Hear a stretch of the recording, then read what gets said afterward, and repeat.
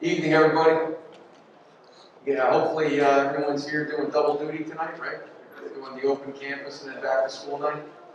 This is probably an ideal setup. Hopefully everybody had a chance to get a bite to eat or anything for dinner. If you're just coming in, just make sure you please, just the parents need to sign in on the back table there, and just make sure that you get a consent form. Some of you are asking me, do I have to hand in the consent form at the end of tonight? No. If you want to take the consent home, and if you want to read it now with your son or daughter, or read it over at the end of this and then hand it in to me so you don't forget, that's fine. If you also want to sit down and talk to your son or daughter at home and just kind of go through the guidelines and talk to them about it, I would encourage you to do that as well. So it's completely up to you. Again, if you're just coming in, just make sure the parents sign in his back and just make sure you get a consent form. Make sure that you get credit for attending tonight. So I'll start, just so we don't run into back to school night. I don't think I'm going to be taking an hour. I think last night I took about 35 minutes, so be a little buffer time in between.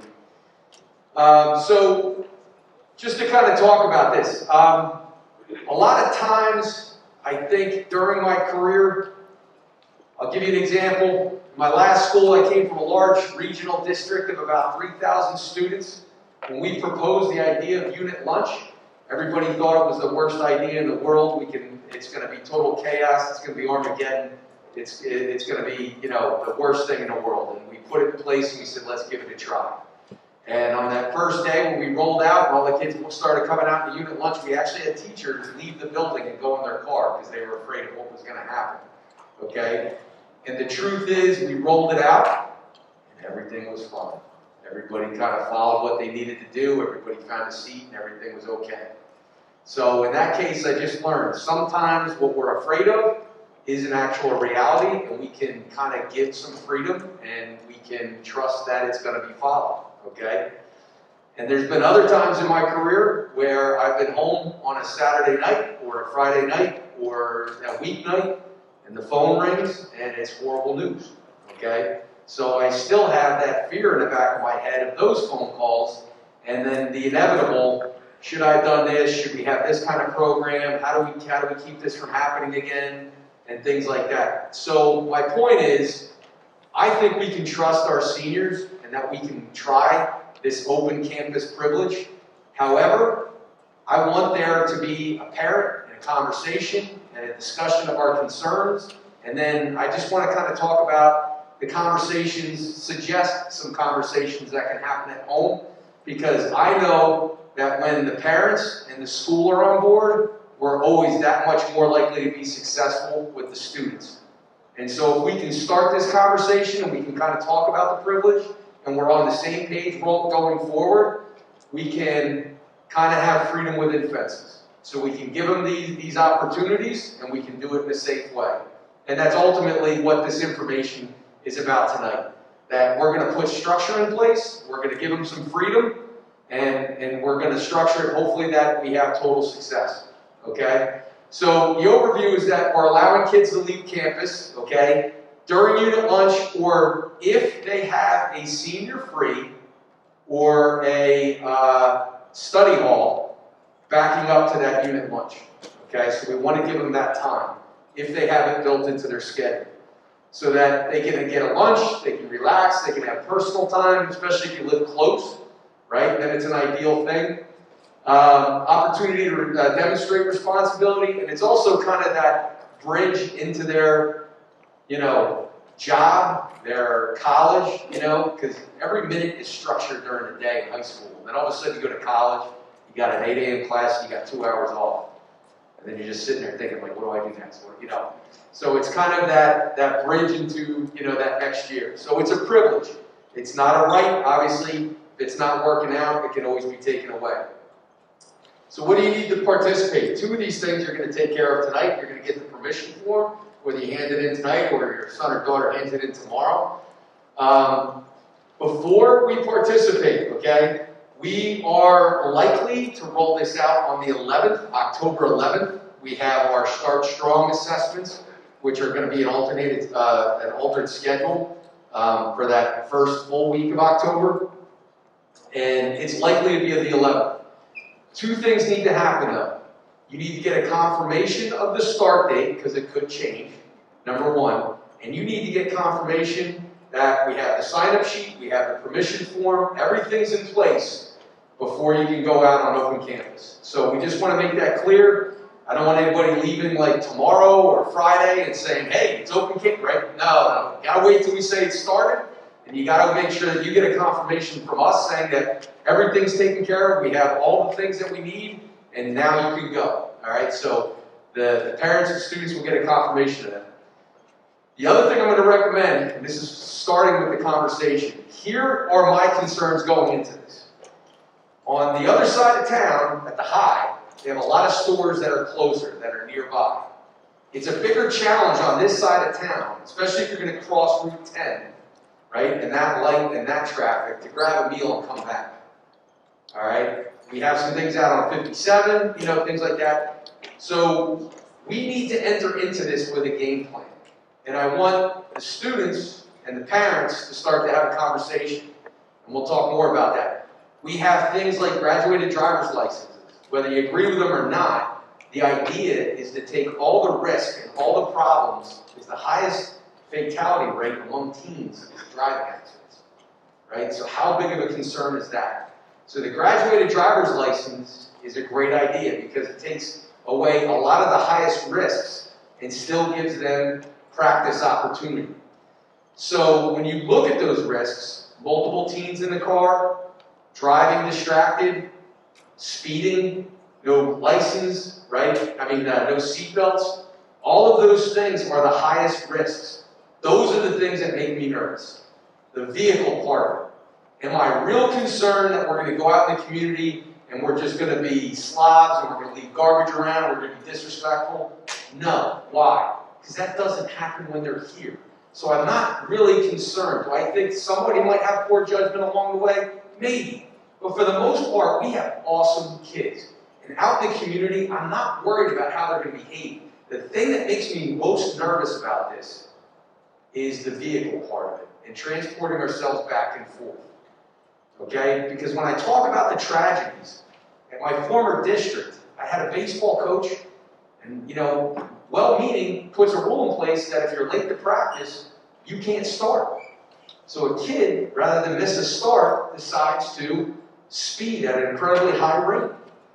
And it was a fatal accident, right? So you second guess yourself and you think, oh man, should we not have done this? We've not done it. So we're not going to take away your privilege for one late. If it repeatedly happens, then we're going to take it away for a period of time, and then we're going to take it away totally. But during that time, we're going to try to intervene with you all during the way. If it's like a couple kids being late and we got to work with them, that's fine, okay? And we'll try to work that out the best we can. But if it's like everybody can't get back on time and it's a large percentage or a big percentage, again, this is a pilot. We just want to see if it works.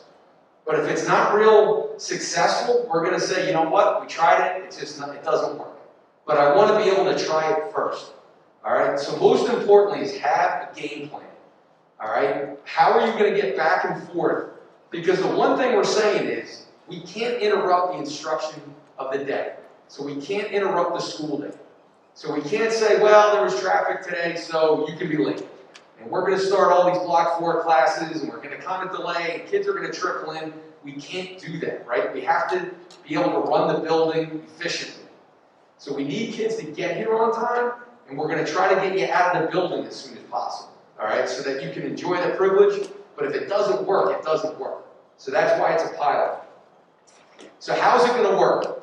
Well, if you have a study hall or senior free prior to unit lunch, then you're going to take your ID, and you have to have your student ID, and we have scanners in outside the attendance office. Everybody's got to enter and exit through the front of the building. So you can't again, it's a big trust issue. So you can't sneak out and try to leave a few minutes early or whatever. You have to scan out at the attendance office. Okay? And once we get your permission form and everything else, you'll be in Genesis as an open campus student. So if for some reason you lost the privilege or we haven't gotten all your paperwork, when you go to scan in, there's going to be an alert saying this student is not supposed to be on open campus, and they're going to stop Okay? So everybody needs to exit and enter through the main entrance. They have to scan in and they have to scan out through turnstile, which is in Genesis. Okay? So we're going to have 2 scanners. We're going to try to move you through. Here's the thing. In a school building, when we serve lunch, we have a contract with Pontonian, which means, you know, parents, you can't drop off food, you can't order a pizza from outside of here, right? There can be no food in this building outside of Pontonian.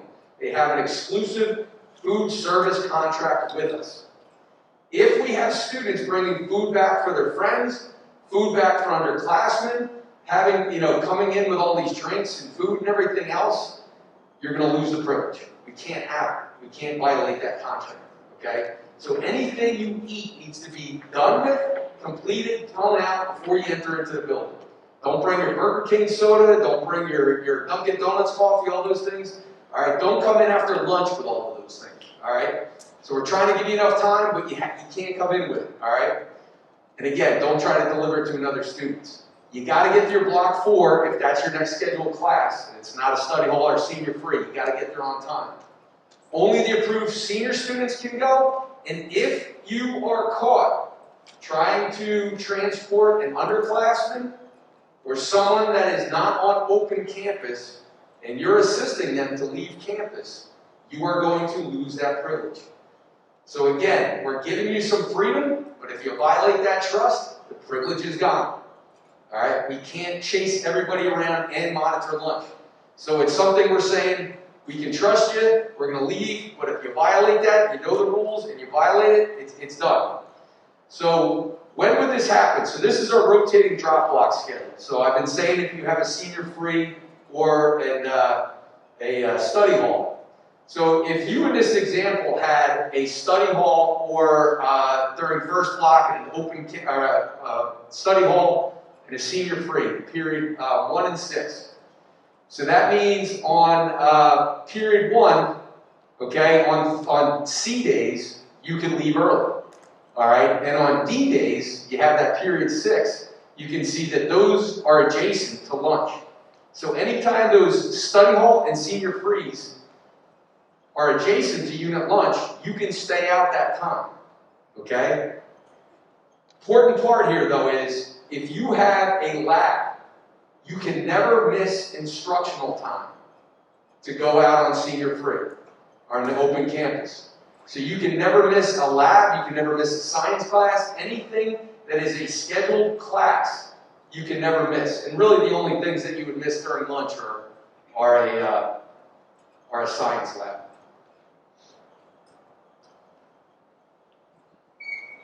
So what if I mess up, like I said? Certain things like the food, transporting underclassmen, those things would get rid of your privilege, okay? It's progressive discipline, all right? If you get a suspension, especially if it's like a substance abuse violation, things of that sort, don't happen often, but when they do, that would cause you to lose privilege, okay? Detentions, you'll lose it for a period of time, but you'll get it back, okay? For a Saturday detention, you can lose it for up to a month. Here's the thing. Our primary goal is to get you to graduation. If there is a class that you are failing, and it is a graduation requirement, we would pull you out. We would have interventions in place during that unit lunch to try to make sure that you get up to speed. If it's an elective and you don't need it for graduation, we're still going to try to help you, but we're not going to take away the unit lunch, the open campus privilege. But if it's a graduation requirement, our number 1 priority is to get you to graduation. So there's going to be things in place to help you, but you're not going to be leaving during that time. You might have tutoring, you might have a mandatory study hall, but we got to get you to graduation, okay? The other thing is your attendance. If your attendance is slipping or you have a ton of lates, now just keep in mind, it's not just lates to, back from open campus. If it's lates in the morning, if it's late all the different periods during the day, you're not going to open campus, okay? So all of those things are in place. If you can follow all those things, if we need to have a conference with your parents and everything, we will do that. And we will try to problem solve with you to figure out why you're not having success.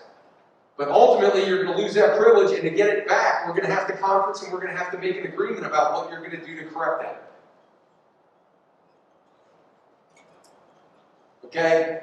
The thing is, we have a memorandum of agreement with the Parsippany Police, and we have a resource officer, Detective Ortiz. And I'm saying this to you as a deterrent, and also so that you're aware that they will communicate with us. So if you were driving recklessly, if you were speeding, to or from open campus, you will lose a privilege. Drive carefully. If you're late one day, not the end of the world, okay? Again, not one late will ruin it, all right? There's nothing that important that you need to speed to the building, okay? So just make sure that you're scheduling your time well. Violating the substance abuse policy is suspension. If you check in someone else, if you're like, I'm running late, here, take my ID. Again, if it's one of those trust issues where you try to swipe in someone else, you're going to lose the privilege. Don't swipe in anybody else. Don't try to assist anybody that doesn't have the privilege to get off campus. All right? So don't take an underclassman, even if they beg you. Okay? Things that we won't police as a school building, but things I want you to talk about with your parents. Especially with young males, all right? Not to be gender biased or anything, but young males specifically, but teens in general.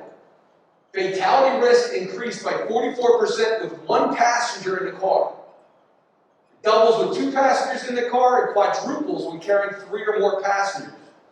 So here's the conversation we need to have. So when you're on open campus, who's going with you? Who are you getting in the car with? Because I think by and large our kids have great judgment. Sometimes when you put multiple students together, sometimes the intelligent decision curve kind of starts to go down. Okay? And that kind of shows that. So that's a conversation I want you to have. Who are you driving with? Who are you getting in the car with when you leave the building? Okay? I'm not telling you what to do. I'm just saying that's probably a conversation that needs to happen at home. Alright? 3 out of 5 deaths in crashes with teen drivers are with other teen passengers in the car. Again, risky behavior skyrockets. So you talk about the biggest risks to teen drivers, not wearing a seatbelt, although that's gotten better over the years, but it's still a huge risk, distracted driving.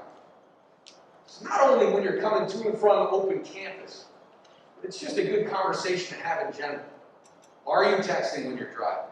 What do you do when you get a text and you want to answer and you're in the vehicle? There's inexperience. When you look down at your phone, the risk of a crash is huge. Okay? Seatbelts, distracted driving, multiple teens in the car. The one thing that doesn't pertain to teen driving that's another risk is just driving at night. I don't really worry about that for open campus, but in general, again, that's something that you need to have, if you haven't already, a conversation about. All right, so again, the GDL guidelines, I'm not saying they're going to be staked out at the parking lot, but just keep in mind, if you don't have your basic license, if you're not 18, and I realize some of you may turn 18, so you're going to have your license. But if you have a graduated driver's license and you decide to jump in the car with other people that have the privilege, okay, it's not like the risk goes away. It just says that the law says that you can do that. But if you don't, you could be pulled over and fined for violating the GDL. Because my understanding is, I think for the GDL, you have to have a sticker on your car. Is that right? Okay?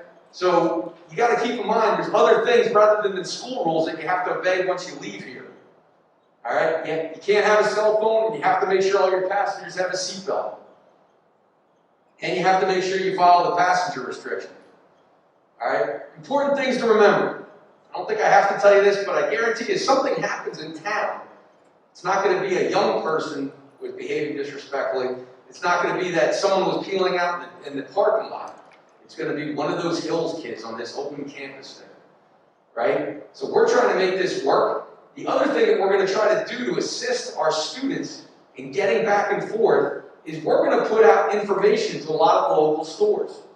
And we're going to say, hey, this is something we're putting in place. If you could have online ordering, that would be great. If you could provide a discount to our students with their IDs, that would be great. If you want to have meal specials for us that we can just pick up and go, that would be great. And we're going to see how many of our local stores can help us out. All right, and that's something that we're looking to get in place soon. And I know our student council is kind of working on flyers that we can put out there.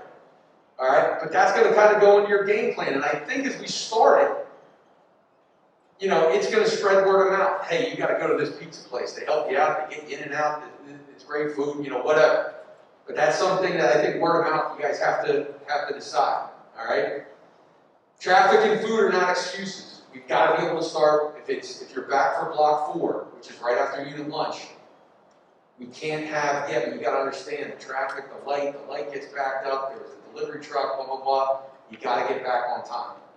And that's where you're going to have to leave yourself a little wiggle room. If you're walking right in walking into class right at the bell, okay, then on a day, if anything happens, you're going to be late, okay? So schedule some wiggle room to get into your class with time left, all right?